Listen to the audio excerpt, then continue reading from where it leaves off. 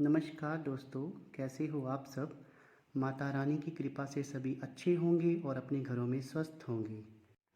आज का विषय दोस्तों जिसके ऊपर हम चर्चा करने जा रहे हैं वो ये है कि आपने कुछ लोग ऐसे देखे होंगे जो बिल्कुल नास्तिक रहे हैं अपने जीवन में, जिन्होंने कभी भगवान की पूजा अर्चना नहीं की है और ना ही वो भगवान के ऊपर विश्वास करते हैं। लेकिन अचानक से क्या होता है कि ईश्वरी कृपा उन पे हो जाती है और भगवान उनको आदेश देते हैं कि वो अपने घर में उनके नाम की गद्दी लगाएं और उनके द्वारा ही भगवान चाहते हैं कि मानवता का भला हो।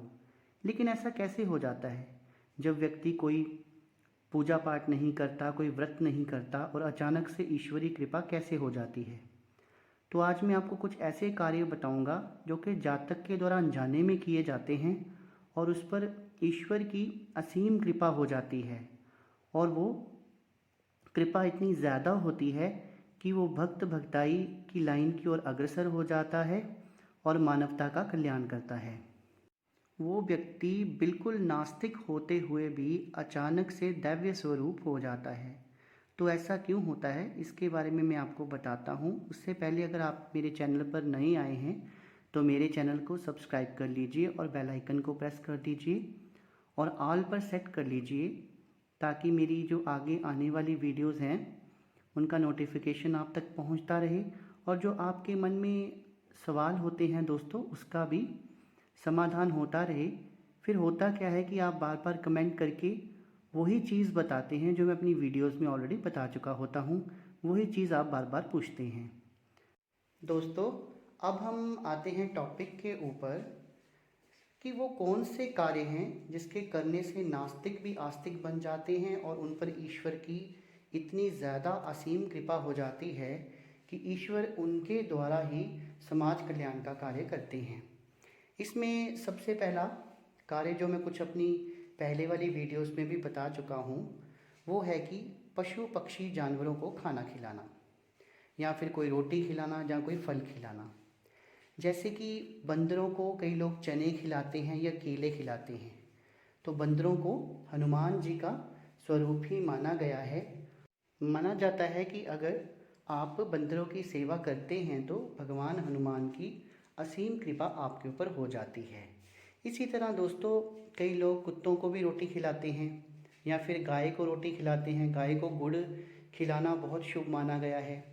कहते हैं कि अगर कुत्ते को लड्डू या रोटी खिलाई जाए तो भैरव बाबा की कृपा बहुत बन जाती है उस व्यक्ति के ऊपर, और अगर गाय को वो गुड़ खिलाता है तो उसके ऊपर पितृदोष जो होता है वो हट जाता है और कुल देवी देवता उसके ऊपर प्रसन्न हो जाते हैं।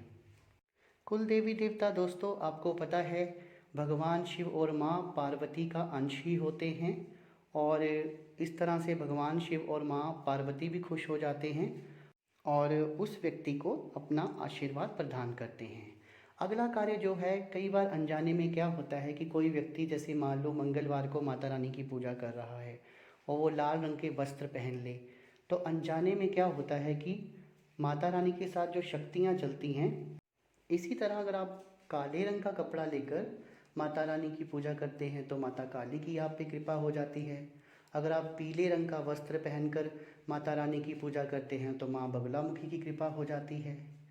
तो दोस्तों अगर अनजाने में आप लाल रंग का, काले रंग का या पीले रंग का कपड़ा पहन के पूजा कर रहे हैं तो उससे संबंधित जो देवता है उसकी अचानक आप पे कृपा होना शुरू हो जाती है।